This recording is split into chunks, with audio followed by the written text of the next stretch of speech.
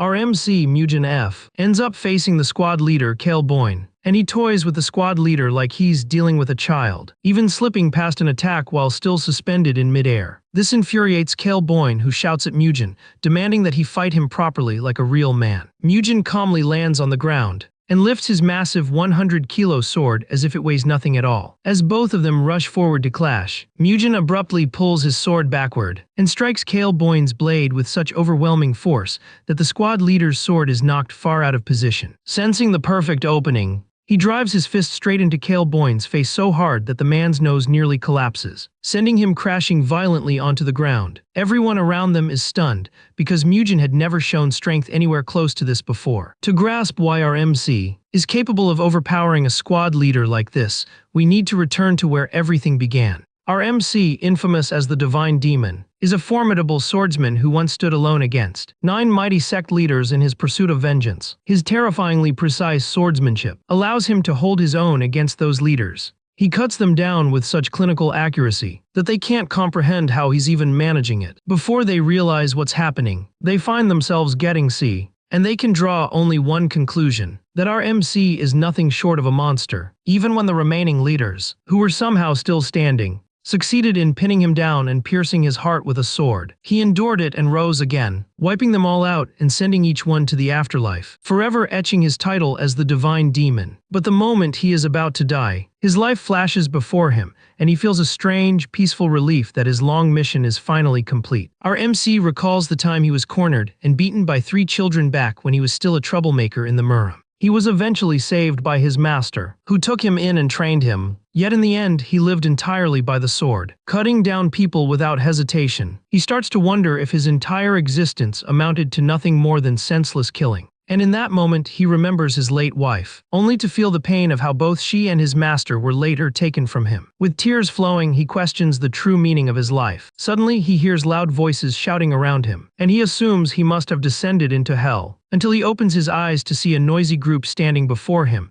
hurling insults at him. Our MC is utterly bewildered, unable to grasp anything about what's happening. Beside him stand 2 children, the boy defending his older brother, insisting that their clan's martial arts cannot be handed over while his brother is still alive. He declares that no matter what happens, the martial arts must stay within their own clan, the Flame Hua clan. While our MC is still desperately trying to figure out what on earth is going on, the opposing leader casually proposes that they strike a deal to settle all their problems at once. He calls out to our MC, Hua Mujin, telling him he's even willing to offer money since his own clan is dirt poor. In exchange, Mujin must bet his clan's martial arts, but they'll settle it through a duel and whoever wins takes everything. The little boy beside him is horrified because his older brother, our MC, is completely useless in martial arts right now. Exhausted by the shouting, our MC finally asks the group who the hell Mujin is supposed to be when he knows. He's clearly someone entirely different. His supposed younger siblings stare at him in shock, confused by his words and looking at him like he's lost his mind. Even his rival demands to know what he just said, prompting Mujin to reveal that he is known as the Divine Demon. But his rival only bursts out laughing, suggesting that if that's the case, then he should call him the King of the Underworld instead. Apparently, this loudmouthed rival is Qingdobo, the second son of the Qinghwa merchant group. Mujin's siblings grow furious, thinking his madness is spiraling out of control again and causing him to spout nonsense. Even Bu Choyan, the master of the Qinghwa merchant group, mocks their clan, declaring that the Flame Hua clan is finished now that their eldest son is mentally unstable. Mujin stays silent, trying to piece together what is actually happening. Since he doesn't offer any response, Dobo assumes he has accepted the duel, informing him that it will take place next month at the Byung Pavilion. Dobo reminds him that since the deal was made under the martial arts code, Mujin is forbidden from breaking it, otherwise he'll face the consequences. After the group leaves, Mujin's supposed siblings quickly surround him, asking what he plans to do now that a duel has been forced on him, especially since he has apparently never swung a sword before. Mujin bursts into laughter at that, because wielding a sword is literally the only thing he has lived for. He tries to gather his inner energy to plow a field, but he's hit with the terrifying realization that his inner energy is completely gone, vanished without even a trace. Frustration crashes over him when he notices how frail and weak his current body is. His sister breaks down crying, begging Mujin to snap back to his senses. The little girl calls Mujin trash, even labeling him a fool for letting the merchant group walk all over him. Her brother scolds her for insulting their older brother and orders her to apologize, but she refuses. She even blames Mujin for their parents' deaths, then runs away in tears after yelling that out. The little boy apologizes on his sister's behalf, explaining that she often loses control when she gets angry. After saying that, he too walks away. Mujin is utterly baffled. He can't believe that even children despise him now, calling him a madman, when in reality he used to cut down sect leaders without mercy. He collapses to the ground, overwhelmed by frustration, wondering who these children even are. At that moment, a peculiar fellow, apparently his assistant, runs toward him. But Mujin simply asks who the man is because he has absolutely no idea. The man, Ma-suk, is startled, assuming Mujin is having yet another seizure triggered by his supposed madness. Convinced Mujin really has amnesia, he begins explaining his backstory. According to him, Hua Mujin was once a gifted, well-regarded child, whom several orthodox sects tried to recruit as a disciple. By the age of 23, he had even become the clan leader. Ma-suk is exhausted from repeating this tale. He has apparently explained it over 6,000 times. Mujin scoffs, unable to believe he was ever promising, since his current energy core feels completely worthless. He also demands to know more about the madness everyone keeps mentioning. 17 years ago, Mujin and Dobo had an unofficial duel, agreeing not to use inner energy. Mujin had been 6 years old, and Dobo was 9 at the time. Dobo agreed to the terms, and the fight between the two boys began. But during the fight, Dobo broke their agreement, striking Mujin with a punch infused with inner energy. Mujin was furious, asking why Dobo used the 7-wound fist technique when they had clearly agreed to stick to simple punches. Dobo mocked him, bragging that the technique had been passed down by the Kongdong sect, and the aftereffects were notoriously devastating. He admitted he had even tested it on his older brother when the guy got cocky, and the technique had left him bedridden. Happy with the results, Dobo was excited to see what would happen when he used it on Mujin. And that's why people now call Mujin a madman. They believe his condition is the lingering aftermath of the 7-wound fist strike. Mujin is furious that Dobo was the one who ruined him, yet now that same man suddenly has the nerve to demand a duel. Suk adds that in the end, it was actually Mujin's father who handed down the final judgment. Even though Dobo was his cousin, he was also the heir of the Chinggua merchant group, one of the 10 most influential forces in the entire Central Plains. Despite Dobo committing such a terrible act, Mujin's father merely spared him with a warning. Mujin cannot comprehend how someone so useless could forgive the very person who crippled his own son. Concluding that the entire clan is garbage, Mujin turns to Sok and asks where his parents are. Sok explains that his father ended up in debt while desperately trying to find a cure for his illness. 3 years later, his father followed his mother into the afterlife. Mujin effectively became the son who drove his parents to their deaths and ruined the entire clan. Because of this, the family's reputation was shattered, leaving his siblings in harsh circumstances. All that remained were mountains of debt, 2 loyal retainers, and just a handful of martial artists. He also still has his younger brother, Kwa Dajin, and his sister, Kwa Soyin. From them, he managed to learn a few things. He realizes that 30 long years have passed since the day he defeated the 9 sects. Now he has awakened inside the body of a lunatic with no energy core at all. But since our hero holds no regrets from his former life, he decides to live as Mujin from this moment onward, and he intends to help the struggling children around him. Even so, he is fully aware that the Chinggua merchant group will be a massive obstacle, since they were the ones who destroyed this body and the clan. On top of that, his very first priority is preparing for the duel against Dobo scheduled for next month. Since this body is utterly broken, he knows he has to rebuild it from scratch. He sits down to meditate and restarts everything as if he were a complete beginner. He recalls that in his past life, his very first attempt at cultivation had been incredibly difficult. But strangely, things move smoothly with this current body, thanks to its overwhelming natural martial talent. Mujin channels the body's immense energy and pushes it as far as he possibly can. A golden radiance begins to spread throughout his room. Hearing his screams and struggle from afar, Sok and the retainers react immediately. They rush into his room, only to find him collapsed on the floor. One of the retainers even jokes that he must have died. But after checking his pulse, he realizes it is actually stronger than before. Suddenly, Mujin grabs the retainer by the wrist. He demands to know why his body is in unbearable agony simply because he attempted to form an energy core. Confused, the retainer can't answer, so Mujin repeats the question, asking whether his body possesses some sort of special constitution. The retainer then reveals that his constitution is actually the heavenly martial body, an extremely rare heroic physique said to be chosen by the heavens themselves. In short, a body of pure righteous energy suffers excruciating pain whenever it tries to practice demonic techniques.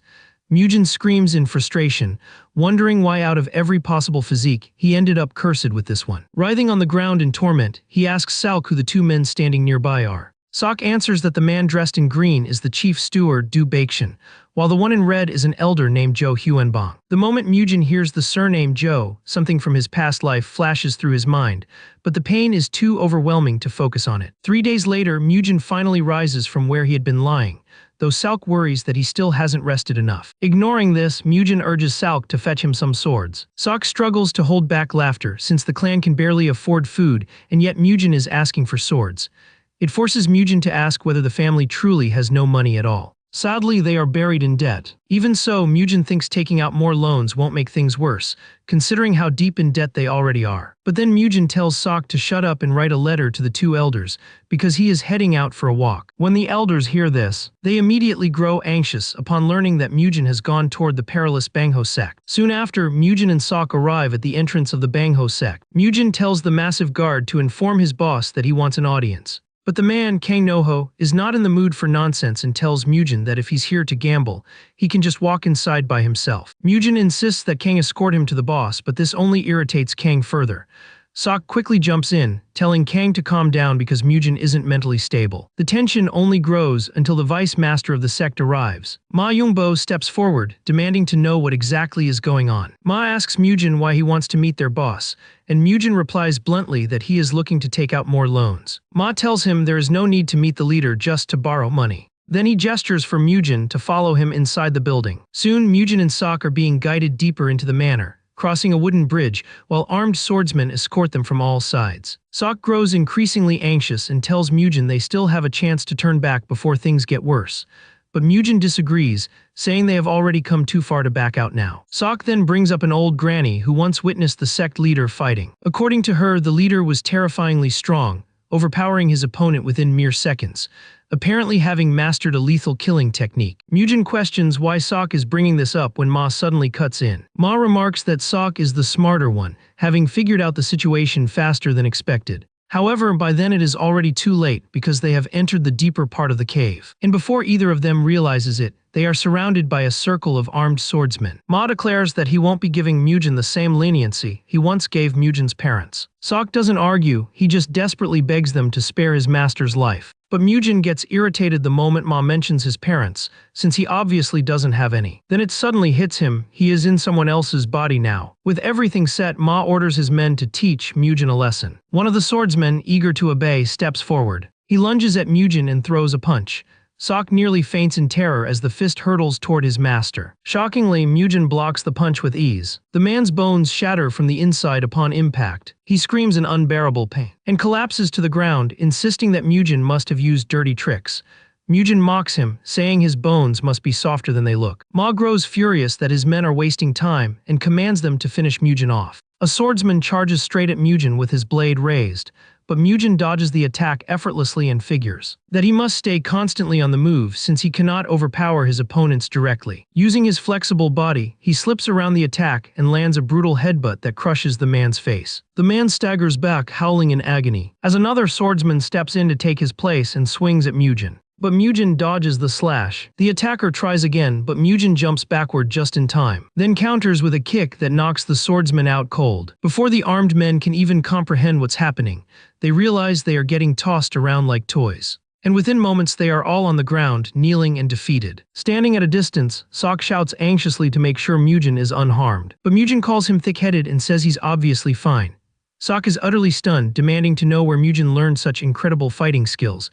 Mujin casually replies that what Salk is seeing isn't martial arts at all, just something he picked up on the streets. Salk is speechless since he has no memory of Mujin ever roaming the streets. Suddenly, Ma launches a metal coin straight at Mujin with terrifying force. The coin barely misses Mujin's head, yet the pressure alone shocks him. Furious, Ma orders his men to step aside so he can deal with Mujin personally. Mujin is baffled by all this hostility, considering all he wanted was to talk to their boss. Ma snaps back that someone as worthless as Mujin has no right to meet his master. Mujin blocks Ma's powerful strike using nothing but a pair of chopsticks, leaving Ma stunned. What Ma doesn't know is that chopsticks are all Mujin could afford since he has no money for a real sword. Mujin and Ma exchange blows. Yet Mujin manages to hold his ground with surprisingly refined martial skill. Then, before Ma even realizes it, one of the chopsticks pierces through his hand. Ma cannot believe Mujin found an opening despite his relentless attempts to cut him down. Meanwhile, Mujin is actually enjoying himself. He tells Ma that underestimating chopsticks might be something he'll regret. Before Ma understands what's happening, he finds himself being overwhelmed by chopstick technique. Level 6, leaving him stunned because he truly believed Mujin was nothing but a weakling incapable of using chi. Ma is left questioning how Mujin managed to reach such a frightening level of strength in such a short time, and he refuses to believe that this is the same Mujin he once knew. Mujin keeps driving the chopsticks into his body, all while criticizing Ma's skills as being utterly terrible. Refusing to be beaten by a pair of chopsticks, Ma leaps into the air, determined to finish Mujin off with his ultimate technique. Even with Ma looking extremely threatening midair, Mujin doesn't show a hint of fear. Ma cannot understand how Mujin could be hiding such power without his knowledge. Mujin responds by landing a devastating punch to Ma's body, completely crushing whatever pride he had left. Mujin repeats himself, reminding Ma that all he wants is alone. But this time he delivers the line with a terrifying and deadly expression. At last, after being thoroughly beaten, Ma agrees to sit down and talk with Mujin. His guards even bow to Mujin while Ma begins questioning him, asking what information Mujin wants. Mujin asks why their sect has been lending money to his family without any collateral, because the whole arrangement reeks of malicious intent. Mujin asks again, but this time warns Ma to think carefully unless he wants to be punished. Realizing Mujin isn't bluffing, Ma finally admits that their orders came from the Changhua merchant group. Mujin isn't surprised, he already suspected their involvement. He then asks Ma what kind of agreement they've made with the Changhua group. Ma hesitates, but Mujin immediately warns him that dying for the merchant group won't bring him any honor anyway. Taking the hint, Ma explains that the group ordered them to lend unlimited money to the Hua family, but with monstrous interest rates. And in exchange for pushing the Hua clan into ruin, the Bangho sect would inherit the Hua lands once they were wiped off the board. Mujin finally realizes that the family land was the true collateral from the start. Mujin then asks Ma how much the 300 gold coins he wants to borrow would grow into after 1 year. Ma tells him the contract demands a repayment of 5,000 gold coins. Mujin is disgusted, but he simply doesn't care anymore and accepts the deal. With a more serious expression, he asks Ma who normally cleans up the aftermath of their schemes. Ma explains that one of them is the social sect of the Four Martial Heavens, an alliance of unorthodox sects. Mujin is shocked at this revelation, while Sok adds that it is a new alliance. Mujin gets irritated at the very mention of the Four Martial Heavens, and even calls them a nasty name. Sok thinks his master must be losing it because he has never seen him interact with the alliance before, yet here he is cursing them non-stop. Mujin then tells Sok not to worry because he is not in the mood to explain anything. Getting impatient, Mujin asks about the man who went to fetch the money. The man soon returns carrying a box filled with the 300 gold coins Mujin requested. Mujin's eyes brighten with excitement when he sees it, and he assumes that amount should be enough. He tells Sok it's time to leave, but Sok still doubts this whole borrowing situation. Mujin simply tells him to shut his mouth and grab the money so they can go. Ma and his guards escort Mujin to the exit as he prepares to leave. Mujin then tells Ma to write the date in his ledger, promising that he will clear all clan debts once he settles his business with the Changhua merchant group, and warns that failure to follow this promise will lead to severe punishment. Ma acknowledges the command, but inside, he is furious and eagerly waiting for the moment Mujin gets ruined. Shortly after, Sok and Mujin arrive back at the house. They are greeted by the two elders, who panic when they see blood on Mujin's clothes, only for Mujin to tell them the blood isn't his. When they ask what happened at the sect, he calmly replies that he simply went to borrow money. Mujin explains that the clan needs money to feed their warriors, otherwise the few remaining might run away. The elders refuse to believe the sect actually lent money to Mujin and assume he must have stolen it. Mujin tells them the sect documented everything properly in their ledger, just as he instructed. He then tells the elders that all he wants is for them to take good care of his siblings, making sure they are fed and clothed. After giving his instructions, he simply wishes them luck and walks away. Mujin then heads to his parents' memorial room, but since he had no parents in his previous life, he has no idea what to say to them. He finally speaks, telling them the money issue has been resolved, promising to take care of his siblings and servants, and urging his parents to rest peacefully in the afterlife. He also vows that he will thoroughly defeat Dabo for challenging him to a duel. Unbeknownst to him, Soyin and Dajin are watching, completely impressed by him. 50 kilograms, 80 kilograms, and 110 kilograms, respectively. The servants carrying the swords nearly broke their backs hauling them in. But Mujin is simply thrilled that his swords have finally arrived. Sok ends up having no choice but to ask what exactly he intends to do with swords that heavy. Mujin, full of excitement, immediately reaches for the 50-kilogram blade, and decides that this will be the one he starts with. But that eager smile quickly disappears the moment he realizes the sword is far too heavy for him to lift. He grimly concludes that this body is nothing but useless trash. Yet even with that harsh thought, he refuses to quit. Still, he notices he can at least raise it a little if he uses both hands. Mujin can clearly feel Sok's disgusted stare on him, and he snaps at him to go prepare the meal already. He reminds him to pile on extra meat. Mujin settles down with the sword, pushing himself with the reminder that he has just 2 weeks to train like his life depends on it before the duel. His body's constitution, this so-called heavenly martial body, is completely incompatible with the demonic arts his master had drilled into him. So he decides the only path forward is to learn the martial art created by his master's friend, the peerless Nine Swords. Holding onto that resolve, he starts forcing the massive sword to move inside the house. Meanwhile, Dobo receives word that Mujin handled the Bungho boys so brutally that they won't be able to move for 2 weeks. Dobo is stunned by the report, especially since Mujin doesn't even possess an energy core that could explain such strength. Dobo then curls his lips into an ominous smile, already planning something wicked for the upcoming fight.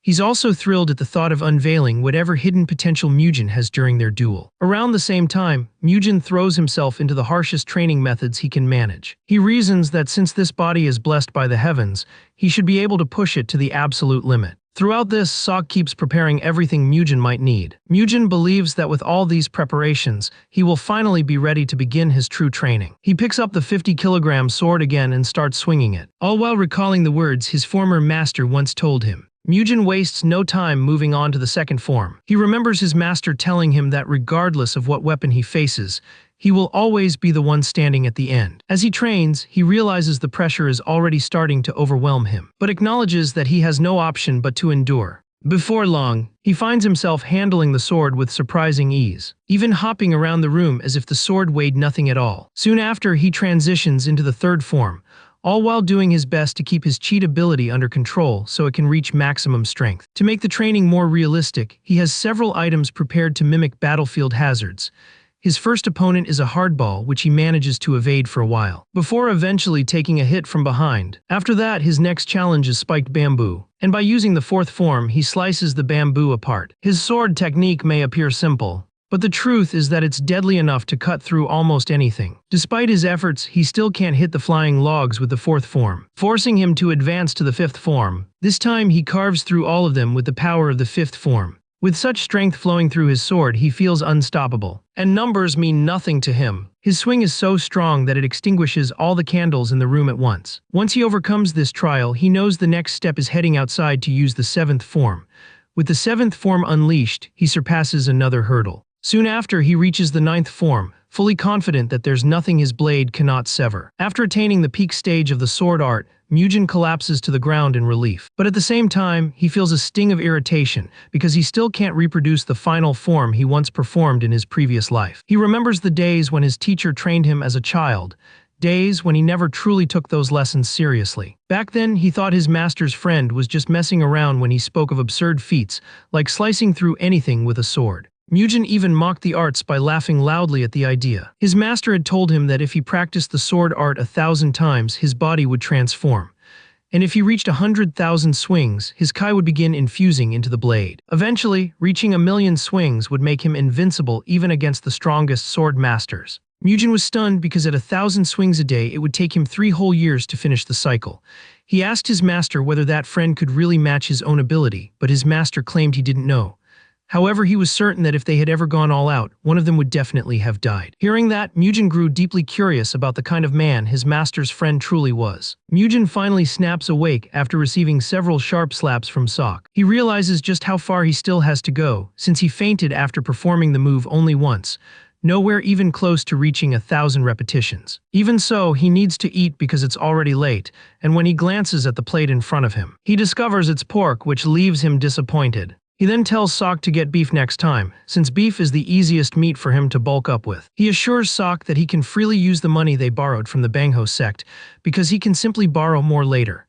Mujin declares that his plan is to keep eating beef for the entire period leading up to his fight with Dobo. Sok then asks Mujin when exactly he learned the martial arts he's displaying now because Sok is pretty certain that Mujin had no martial arts knowledge before. Since Mujin already told his siblings the truth, he figures telling Sok won't hurt either. Mujin then reveals that he isn't actually the real Mujin, but is in fact the divine demon. Sok assumes he's just joking and rambling about some fantasy. Sok says his only real worry is that Mujin will suddenly lose his memories one day and disappear. But Mujin grabs him, promising that he won't leave the clan until it rises to become the greatest clan in all of Sichuan.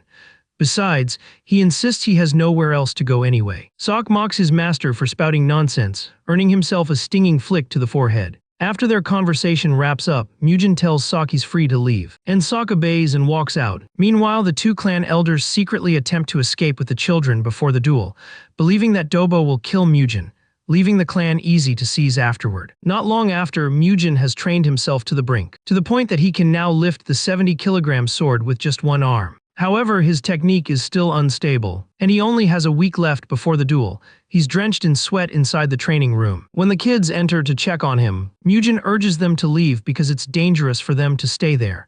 But they tell him they're worried, having watched him push himself to his limits for days. Soyeon worries he's doing all of this because of what she said earlier, and admits she never meant it, she was only upset. Looking at the two children reminds the protagonist of his lover's younger siblings from his past life. Mujin pats their heads gently, telling them there's no need for concern. The kids then mimic his posture, praising how cool he looked. Their playful argument over who's doing it correctly reminds him of the harsh days of training under his master. Suddenly, he realizes the most important aspect of the Peerless Nine sword, the breathing technique. With that revelation, Mujin tells the kids that he will win no matter what, and he urges them to return to their room. The children are still worried, but they convince themselves everything will work out. Once alone, Mujin begins practicing the breathing technique while swinging his sword powerfully. With the breathing method, he's able to unleash all the internal energy he accumulated in an instant. Before long, he grasps the concept behind the movement arts, which is a Kai technique where internal energy is built up through continuous motion. These movement arts are generally seen as low tier,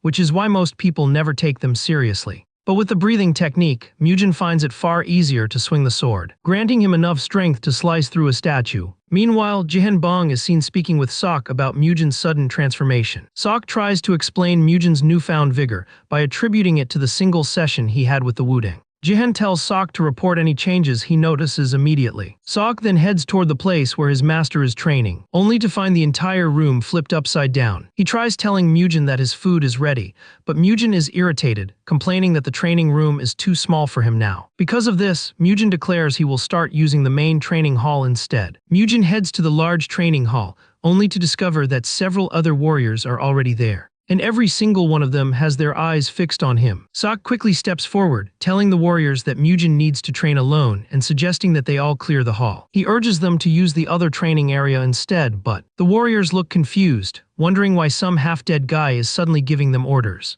To them, Mujin can't possibly be a real martial artist just because he's carrying a sword. Mujin notices the shift in their attitude and casually comments on it. The warriors look ready to confront him, but their squad leader, Kale Boyne, orders his men to leave the hall to the young master. Even so, Kale assumes Mujin has gone insane again. Mujin suddenly stops Kale, telling him that if he has something to say, he should say it to his face like a man. Kale turns back, and Mujin suggests they settle things with a fight. After all, they're both swordsmen. Kale refuses, saying he can't fight the future leader of the clan. Mujin retorts that Kale should stay a coward then, and keep his face hidden if he can't back up his own words. That insult is enough to make Kale unsheath his sword. Ready to take on Mujin, the duel begins. Mujin instantly plants his own sword into the ground, then leaps toward Kale in a bold, unexpected maneuver. He reaches Kale in a flash and grabs his head before the man can react. The warriors are baffled. They've never seen a duel where one side doesn't even use a sword. Mujin keeps playing around with Kale, moving swiftly and effortlessly,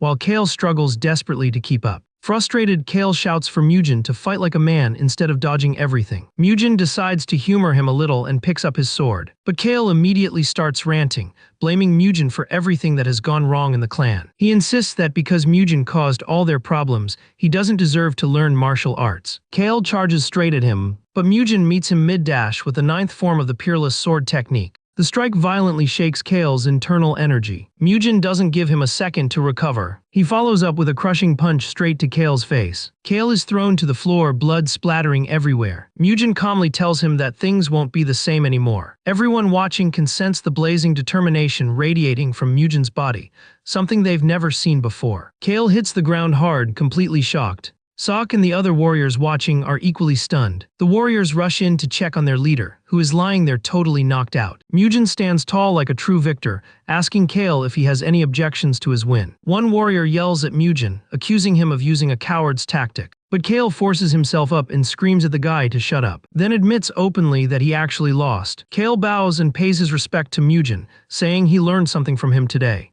Mujin accepts this with a nod and dismisses him. As the warriors leave the hall, Mujin tells Sok to go with them, because he genuinely wants to be alone. One of the warriors keeps complaining, insisting Kale went easy on Mujin. But Kale tells him that's wrong. He fully intended to leave Mujin half dead. The man refuses to believe it, but Kale insists he's completely serious. The young master has improved at an unbelievable pace. Sok, meanwhile, is left wondering when Mujin changed so drastically. Yet at the same time, he feels grateful that he truly managed to change. They begin talking about how incredible the Flame Emperor had been in his younger years. Back then, he was a remarkably capable young fighter, displaying martial prowess so extraordinary that even the mighty Tang clan had no choice but to acknowledge his uniqueness. In short, the elders were captivated by his sheer strength, and both of them ended up pledging their loyalty to him. Joe assumes these old folks are now trying to abandon that loyalty, but Du firmly disagrees. He explains that all they want is to settle the issue concerning the bloodline. They both believe that they have done everything they could,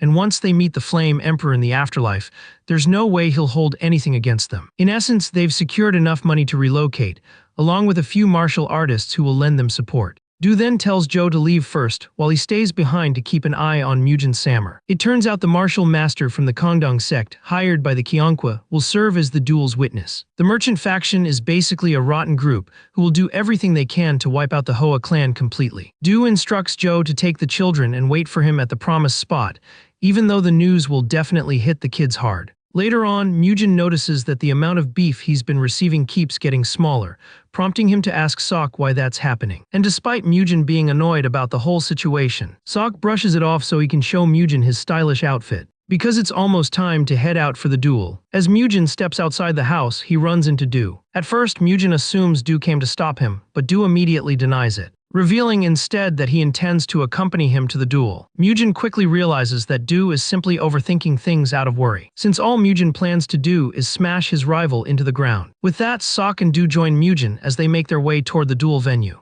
At the arena, the entire place is overflowing with spectators eager to witness the fight, along with countless others there to gamble on the outcome. Because of the massive odds set in Mujin's favor, most people end up betting on him. After a short while, he arrives at the arena, casually sucking on lollipops, and everyone who sees him immediately assumes he's a weakling, with some even wishing they could cancel their bets. Once he enters the arena, he comes face to face with Choyin, who asks if he truly intends to go through with the duel. Hearing this, the spectators assume that Mujin was the one who insisted on the duel despite looking so frail, and they think he's completely out of his mind. Mujin boldly tells Choyin that he refuses to sit back and let her take his clan's secret manual, which is exactly why he must fight. The spectators are stunned because they never imagined a merchant group would target a martial arts secret technique. Choyin remains absolutely sure of herself, convinced that Mujin will pay dearly for pretending to be cool. The announcer then declares that the duel's official witness will be Han Yigong of the Kongdong sect. Honzin stands on the balcony looking imposing and dignified, ready to honor his master's final wishes. He tells Dobo and Mujin to fight honorably before the watching crowd. Right then, Dobo drops a shocking revelation, claiming that the martial uniform Mujin is wearing was personally sent by him to celebrate Mujin's return. Mujin grins at this, pulling out his massive sword and telling Dobo that he'll have no choice but to hand back the remaining goods after the duel. The entire crowd gasps, stunned because none of them have ever seen someone enter a duel wielding such a gigantic sword. On top of that, everyone knows the Flame Emperor was famous for fighting barehanded. Even Du is taken aback and asks Sok if Mujin had said anything strange earlier. Originally, both of them suggested that Mujin should flee, believing he had no chance of defeating his opponent. But now Sok is starting to think Mujin might actually stand a chance, though Du's confidence is nowhere near that. Once both combatants are set, the referee strikes the bell, signaling the start of the match. Filled with fury, Mujin charges straight at Dobo. He swings his enormous sword at him, unleashing a brutal and overwhelming attack. Dobo narrowly avoids the strike, but the ground where the sword lands shatters instantly. The audience is stunned, never expecting Mujin to move this fast or hit with such terrifying strength. Everyone had assumed he possessed zero martial skill, yet now he's charging around with unbelievable ferocity. Mujin keeps pressing the assault as he charges at Dobo once more. He keeps swinging that massive sword of his, though Dobo manages to block the strike. and the two of them end up standing face to face, locked in direct confrontation. Their clash creates a thunderous sound, and a sight so intense that the entire crowd is drawn in. Choyin is taken aback that Mujin is lasting far longer in this fight than she ever expected. Still, she remains convinced that no matter how much training he has done, he is nowhere close to reaching Dobo's level. Mujin swings his huge sword again and again, but Dobo slips past each strike with ease thanks to his agility. As the duel grows more heated, Dobo finally manages to land a counterattack, sending Mujin skidding backwards, and he vows that he will leave Mujin in an even worse state than before. He fully believes he has the power to crush a man's spirit. Do thinks Ma-suk is spouting nonsense, but Ma-suk insists he secretly watched Mujin training alone, assuring Do that something far more frightening is coming. As the battle goes on, Mujin realizes that his current strength feels evenly matched with Dobo's, making him question his own training methods. Even so, he isn't bothered because in his mind, no matter how strong his opponent is, he's destined to win. And this time, he intends to kill Dobo. Meanwhile, Joe is transporting Mujin's younger siblings, and he finally reaches the destination while the kids remain asleep. Since he wants to stay behind and collect whatever is left of Mujin after Dobo supposedly kills him. Joe still isn't sure if what they're doing is right, but at least everything is already in motion. Back in the arena, the two fighters keep clashing relentlessly. Mujin stays calm, convinced that Dobo is nothing but a novice in his eyes. Blades continue to collide, and even though they look evenly matched, people in the crowd start insulting Mujin, claiming he isn't impressive at all. At that moment, Dobo unleashes a brutal attack aimed straight at Mujin. Do and Sok nearly collapse from shock as they watch it fly toward Mujin, praying desperately that he manages to evade it. Dobo's attack connects, but thanks to Mujin's technique, he blocks it at the last moment. Even Dobo is stunned, and he instinctively steps back, realizing that Mujin is fighting like someone completely unhinged. Dobo then gathers his inner energy, preparing to unleash a finishing blow. But Mujin mocks him, saying his energy gathering is way too slow. Mujin activates the second form of his technique, and he rushes toward Dobo filled with murderous intent. Dobo senses it, and all he can do is try to block the incoming strike with everything he has, leaving him utterly bewildered because he cannot accept that he's being overwhelmed by Mujin. Dobo pours every ounce of strength into holding off the attack, but before he realizes it, his sword shatters right in front of him. Mujin's blade cuts straight through, slicing Dobo brutally. Dobo is hurled to the ground as Choyin screams in panic, crying out Dobo's name. And with that, Mujin automatically wins the duel. Mujin walks over to Dobo's arm and declares that he's taking it as compensation for 17 years of resentment. He even remarks that the merchant group might figure out a way to reattach the limb. Han leaps down from the balcony to check on Dobo's condition. Choyin rushes over as well, and Han states that Dobo's energy core has been destroyed too. Han explains that their skill gap was obvious, saying the fight had already been decided long ago. Mujin responds that since Han likes to talk big, he has plenty to say in return. Mujin then adds that it's time for them to start paying for everything they have inflicted upon the Hua clan. With cold-blooded intent, he warns Han and his followers to prepare themselves thoroughly. Choyin collapses to her knees in agony, vowing that she will never forgive what Mujin has just done. As Mujin steps down from the stage, the spectators explode into cheers, stunned by how completely he crushed Dobo. Beyond the spectacle they had witnessed, they also realized they had never seen the sword he wielded before. The whole arena buzzes with excitement because it feels as though a new martial arts master has just risen. Do and Sok rush over to reach Mujin, and he tells them that it's time for all of them to head back home. As he's walking away, he suddenly turns around and asks Do whether he spent all the gold that had been entrusted to him. Do answers nervously, saying he still has a small amount left. Mujin then remarks that he might have to pay a visit to the Bangho sect since he'll need to borrow some money. Out of nowhere, he tells Do that he doesn't care if he, Joe, and the others in the martial group want to leave. But he warns them that the consequences will be severe if they even think about taking his siblings away from him. He speaks with such murderous intent that Do nearly collapses on the spot. Meanwhile, Mujin's siblings are already screaming at Joe for dragging them away when they were supposed to be watching their brother's duel. Do's letter told Joe they'd been discovered, urging him to return home immediately. Without hesitation, Joe starts writing back, terrified, while the kids celebrate because they get to return and see their brother again. Later, Mujin tells Do that it's time for him to confront the Bangho sect, and he tells Do not to worry about anything, even though Mujin is now recognized as extremely capable. Do urges him not to get involved with the social sect in any way. Realizing the old man is simply overthinking everything, Mujin reassures him that he won't. With that, Mujin heads toward the Bangho sect, though Sok worries things might go terribly wrong. Mujin says he cannot delay it anymore, and he tells Sok to stay right behind him. Before long, Mujin arrives at the Bangho sect, shocking Ma, who never imagined he would see Mujin again. Mujin tells Ma he's here to repay his debts, while mocking Ma because the sect now looks practically abandoned. Ma tries to cover up their downfall by claiming that all the gamblers left only because they wanted to watch Mujin's duel with Dobo. Since Ma insists everyone went to see the fight, Mujin asks him if he opened betting pools on the match. Mujin is absolutely sure they placed him at high odds, meaning they must have made a mountain of money. Since he knows they profited, Mujin immediately shows interest, and Ma can clearly tell he's about to get squeezed dry. Mujin seems satisfied to hear it, since money is something everyone enjoys. Ma senses a chilling aura radiating from Mujin, making it clear he's brimming with killing intent. Mujin then asks where Ma's boss is, and this shocks Ma as he questions why Mujin is even asking about their leader. Mujin is about to go wild when the sect's leader, Chewnjil, finally appears. Mujin is startled to see a man with such a hideous face, who turns out to be the leader himself. Chi admits his men already informed him about Mujin, and Mujin asks why it's so hard to meet him. Mujin wastes no time and mocks him directly, telling him he has an ugly face. Standing behind Chi is a strange and dangerous-looking individual, and Mujin asks if that person is his servant. Malice pours out of the man like smoke. He turns out to be Death Black Crow from the social sect. Black Crow scolds Mujin for eyeing his money, and even though Mujin was told to avoid the social sect entirely, he has somehow walked right into one.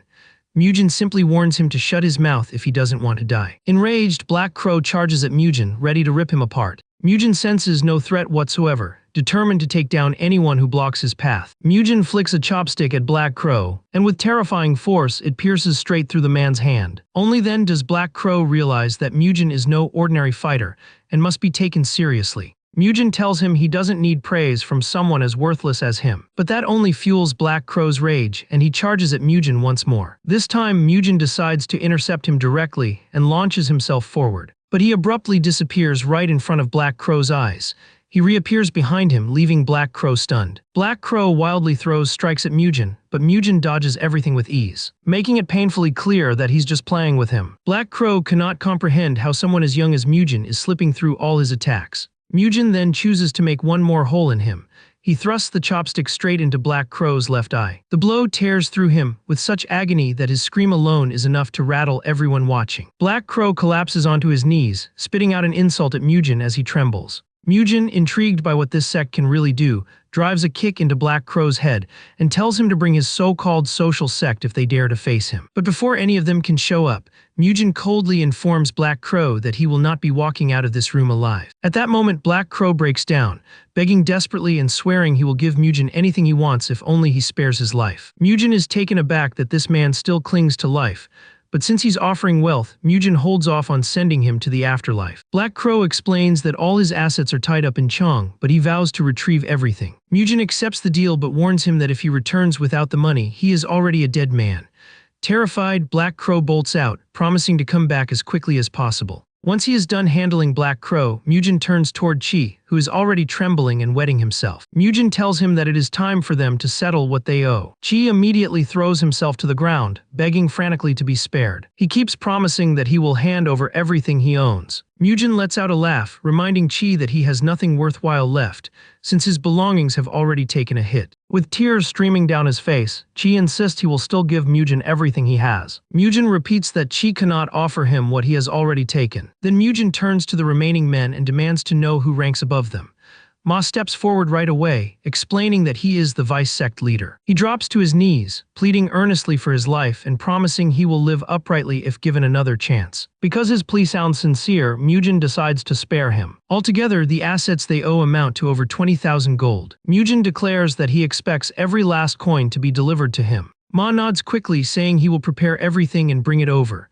Mujin is satisfied since he wants all of this handled without delay. After Ma leaves, Mujin fixes the remaining sect officers with a chilling glare and orders them to start bargaining for their lives. Before long, Mujin returns home carrying several boxes stuffed with treasures and gold, leaving Do utterly stunned. Mujin tells Do that each box contains around 400 gold. Do tries to warn Mujin that the Bangho sect is under the protection of the Sozal sect, and the real threat isn't the Sozal sect itself, but their ally, a terrifying man named Jusugang. Do adds that the sect also has the Black Crow and the Red Crow at its disposal. Mujin tells Do not to compare him to those people, because anyone who comes seeking trouble with his clan will end up 6 feet underground. After saying this, he instructs Do to get him some beef, and to make sure his younger siblings are well fed when they return. As Mujin turns away, Do can hardly believe that Mujin has already struck fear into Black Crow, someone known as a menace throughout the region. Do suddenly realizes that Mujin is completely different from the person he once knew. Meanwhile, Choyin hires assassins to wipe out everything precious to Mujin, but she orders them to bring back one of the children alive. In the past, the Flame Hua clan had been a flourishing force, and the extraordinary figure known as the Flame Emperor drew the admiration of countless martial artists.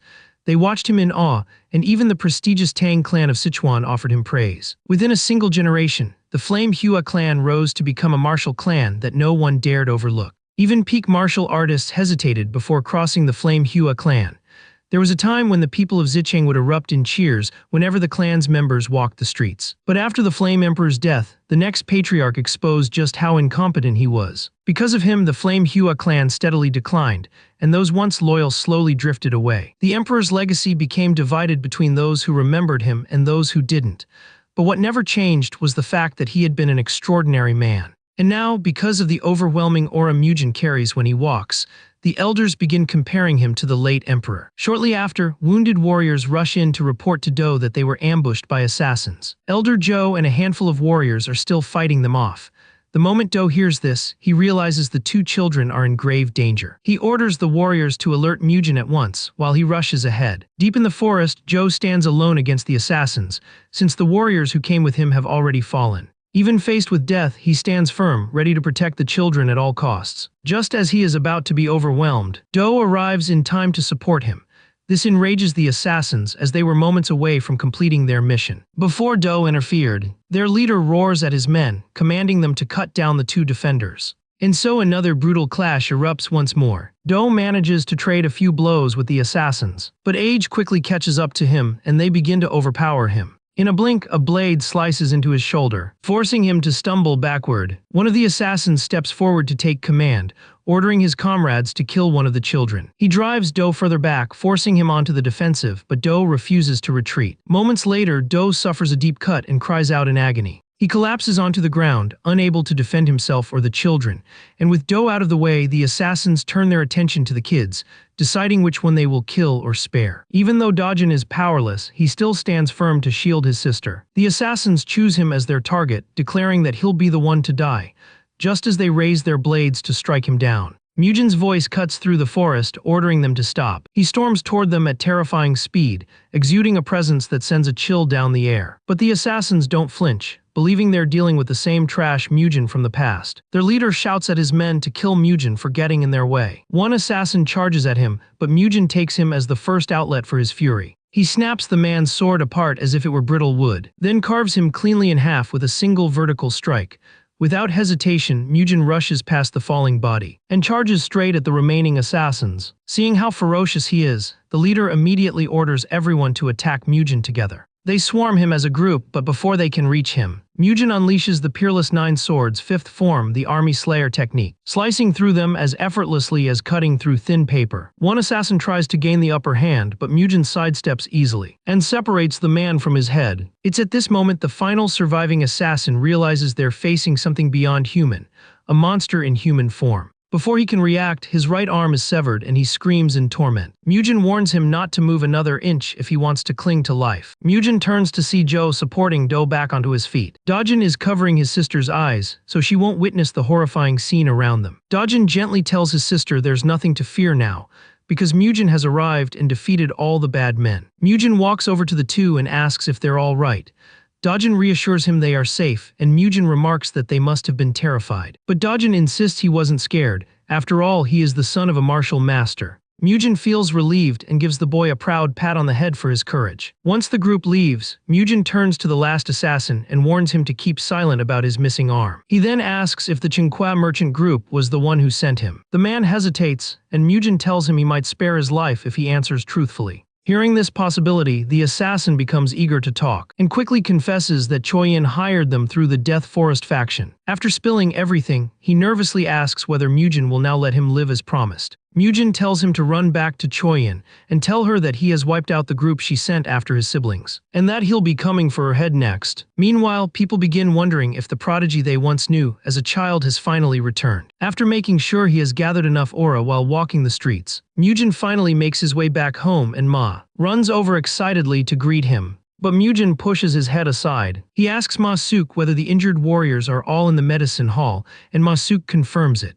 He also shares that Dajin and his sister are resting in their rooms to regain strength. Later, while bathing, Mujin finds himself thinking of his younger siblings and his determination to keep them away from the ugliness of the world. Even though they are children born into a martial clan, Mujin believes they shouldn't be forced to witness cruelty at such a young age. However, at the very same time, the next morning at the medicine hall, Mujin approaches Elder Joe to ask about the Red Flame art manual. Joe is taken aback the moment he hears this, and Mujin questions why he reacted that way. Joe then asks him why he suddenly needs the manual. Mujin realizes Joe is wary that he might relapse and cause chaos again, but Joe quickly denies that this is why he seemed startled. Mujin then explains that he plans to train on his own, since Joe is currently unable to guide him. Mujin can clearly see that Joe is doubting his abilities, even if Joe tries to deny it. Understanding that Mujin holds no harmful intentions, Joe finally hands over the manual. After Mujin leaves, Joe voices his concerns to Do, wondering if giving Mujin the manual was a mistake. Do reassures him, saying Mujin has been showing remarkable swordsmanship lately. Do adds that it was thanks to Mujin that they even survived the assassination attempt.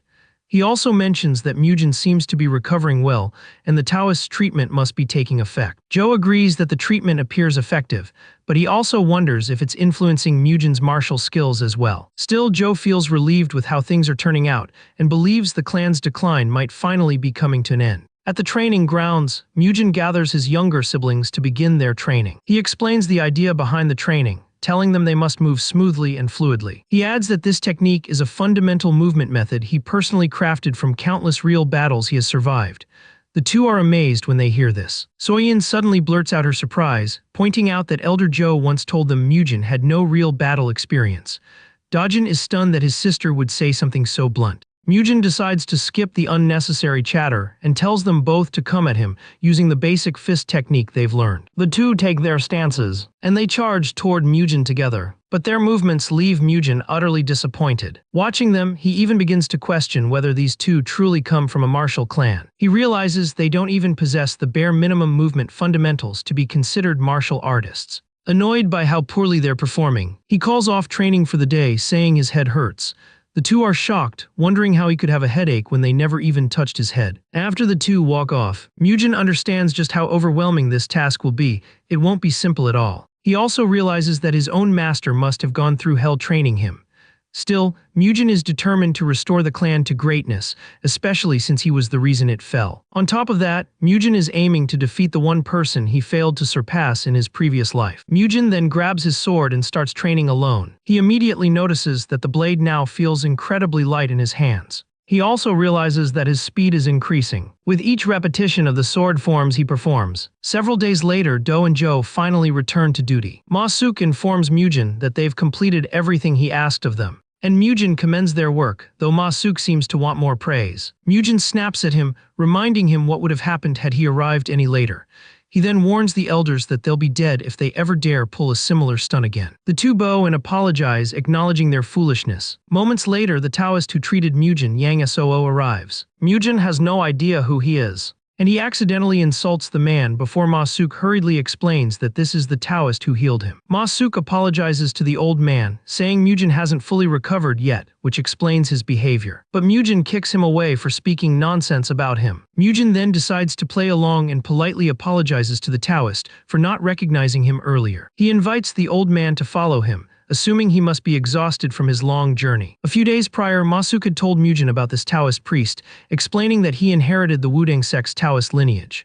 Ma-suk claimed that Mujin recovered thanks to the priest's positive energy healing, and that the chief steward paid a huge sum to bring him here. Now in the present, Mujin is genuinely glad to finally meet the man, which is why he welcomes him inside the compound. Mujin then asks whether it's true that he inherited the Wudang sect's Taoist lineage, and Yang Su confirms it with an air of confidence, declaring himself the only Taoist who carries the essence of the Wudang sect's true lineage. The moment Mujin hears this, he slams his foot on the ground and demands with absolute seriousness, whether the man before him is truly the Wudang White Immortal, because he has never once heard of any surviving successor of Wudang's Taoist lineage. Yang Soo tries to play dumb, but Mujin makes it clear that he has only a short moment left to confess before he changes his mind. Yet the Taoist insists on his innocence and asks whether Mujin is really doubting the very person who healed him. But Mujin immediately draws his massive sword. He tells Yang Soo that if he is truly a Taoist as he claims, then dodging a single strike should not be a problem. Mujin swings the sword and narrowly avoids cutting the old man clean in half. But the strike tears a huge dent into the floor, causing Ma Suk and the elders to panic as they think he has completely lost his mind. The moment the water arrives, Mujin drenches Yang Soo with it, yet Yang Soo still pretends he has no idea what is going on. He even asks Mujin if this is how the clan repays kindness. Mujin ignores his protests and grabs his long beard, only for it to come off instantly. Even Young Soo realizes he is doomed now that they've discovered the beard is fake. Mujin mocks him, saying he even went through the trouble of gluing it so carefully. Yang Soo quickly finds himself cornered by Mujin and his retainers. Mujin tells him he has zero intention of letting him go and casually mentions he might just chop off his limbs and turn him into a eunuch as well, making Yang Soo panic and beg frantically for mercy. Mujin reassures him that killing him isn't his plan, because then he wouldn't be able to get his money back, but he does say he only intends to cut off the limbs. Terrified, Yang Soo pleads desperately, asking Mujin to leave his body parts untouched. Yang Soo promises to return every coin he swindled, and Mujin accepts this, though he adds that he's charging extra for letting the limbs stay attached. Horrified, Yang Soo quickly agrees to repay any amount as long as he remains whole. Hearing this, Mujin says he is disappointed that Du was gullible enough to fall for Yang Soo's scam. Trying to defend himself, Du explains that he had heard Yang Soo was a great healer. Mujin then turns to Yang Soo and tells him the first thing he must do is return the 50 gold, and Yang Soo says he will, but claims the money is at his residence in Jinyang. Du and Zhou offer to join them, but Mujin says it's unnecessary since they are still recovering. He urges them to stay home and ensure no problems arise, and as he leaves with Yang Soo, Du notices Zhou's worry and tells him to trust the man, because he is no longer who he used to be. Moments later, they arrive at the spot where Yang Soo's carriage is waiting. Mujin is stunned when he sees the luxurious carriage the man has been riding, a clear sign of how well his scamming business has been doing. Mujin is even more astonished once he steps inside and sees the lavish interior. Mujin smirks and comments that Yang Soo certainly has strong work ethic for someone who claims to be a cook, asking why he doesn't pursue honest work since he clearly has skills. Yang Soo bows and insists he will start living legitimately from now on. Mujin then lies down comfortably and tells the old man that he needs to sleep. He instructs him to wake him once they've arrived, and Yang Soo agrees, promising to rouse him the moment they reach the destination. But deep down, Yang Soo holds wicked intentions toward Mujin, eagerly anticipating his revenge for being wronged. They eventually arrive at a quiet, isolated part of the forest. Young Soo steps out of the carriage. He tells the bandit waiting outside that Mujin is fast asleep inside and orders him to drag the man out and make an example of him. The big guy becomes excited at the task, wondering why anyone would dare interfere with a Taoist's business. The big man climbs into the carriage and throws a punch toward Mujin. But just before the punch lands, Mujin turns and blocks it with his sword. Mujin smiles darkly and asks if they've arrived already. Disgusted by the man looming over him, he kicks him so hard that he's sent flying out of the carriage, shocking Yang Soo. The bandit feels the shock of the blow rippling through his body and realizes he must get serious, because the rumors about Mujin's strength were clearly not exaggerated. Mujin steps out slowly and asks Yang Soo why their destination has turned out to be a secluded forest. He takes no offense, though he was craving a bit of action anyway. Mujin releases a terrifying aura while telling the big guy that he wants to see what he's really made of. The large man can feel the crushing pressure from him. The big guy immediately calls the rest of his gang to come out so they can take Mujin down together. 3 more hulking figures come out of hiding, revealing themselves as Zhongshan's 4 demons. The moment Mujin gets a proper look at them, he notices they are all wielding demonic energy, though he chooses not to comment on it. Mujin glances over their different weapons and says he wants to see just how deep their skills truly run. Without hesitating, he charges straight at the leader of the group and knocks him away from the others, pushing him onto the defensive as Mujin unleashes a relentless barrage of strikes. The others quickly realize Mujin is targeting only their leader and rush in to help. Even the leader feels the crushing power of each blow, comparing Mujin's attacks to being hit by a giant mace. He eventually loses his balance and Mujin kicks him in the face, shattering his mouth. Just then, the rest of the group catches up, and the closest one swings an axe to take Mujin's head off, but Mujin dodges with ease. and drives a brutal elbow into the man's stomach, making him scream in agony. The other two attempt a pincer attack, but Mugen slips out of the way, causing them to overextend. This opening lets Mugen calmly punch one of them straight into the ground. He then goes after the last one, who desperately tries to block Mugen's strike with his sword. But the sword snaps instantly. Mugen's blade nearly splits the man in half, but he holds back. The man's life flashes before his eyes, and while he trembles, Mugen finishes him with a powerful kick to the chest, sending him flying. With that, all four are defeated, left kneeling on the ground and gasping for air. During the fight, Mugen confirms they're using demonic arts, which raises the question of how demonic techniques have appeared in the Central Plains. As he ponders this, the leader cries out in surrender, begging Mugen to spare their lives. Yang Soo realizes he is completely doomed now that Mugen has effortlessly taken down Zhongshan's 4 demons. The leader admits they already knew Mugen was far above their level after just a few exchanges. Mugen asks why they kept fighting if they knew that. Mugen tells them he'll spare their lives, but he will destroy their energy cores and sever their meridians. Hearing this, the leader immediately drops to his knees, begging Mugen not to ruin their martial lives because they were only following orders. Mugen tells him to stop whining since they're old already anyway. He demands to know who taught them, and the leader pretends not to understand, until Mugen clarifies he wants the name of their master. He points out that they're clearly using demonic energy even if it's weak, and he wants to know who taught them. The leader then admits they do not know the master's name. Mugen remarks they should have just lowered their heads and learned trash martial arts instead of becoming bandits. The leader hurriedly corrects him, saying they are not thieves, they only help their brother with his business. Mugen is startled and scolds them for aiding Yang Soo despite knowing his shady activities. But the leader explains they genuinely believed Yang Soo was in the business of saving lives. Mugen decides to let them go and orders them to stop serving Yang Soo, threatening to kill them if they ever do anything bad again. The leader gratefully thanks him for his mercy. Mugen then turns to Yangsu and tells him the bill he owes has just gone up. In fact, he'll also pay for messing with his mental peace, leaving Yangsu horrified. After Mugen leaves in the carriage, the 4 brothers suddenly realize he is someone worthy of being their master. They chase after the carriage, forcing it to stop, then bow before him and call him their boss, pledging loyalty and promising to serve him until death. Mugen assumes they've gone delirious from being beaten and tries to dismiss them. But the 4 shout even louder, insisting he must take responsibility for them, and revealing that they're actually still young. This shocks Mugen, who had assumed they were old men because of their rough, ugly faces.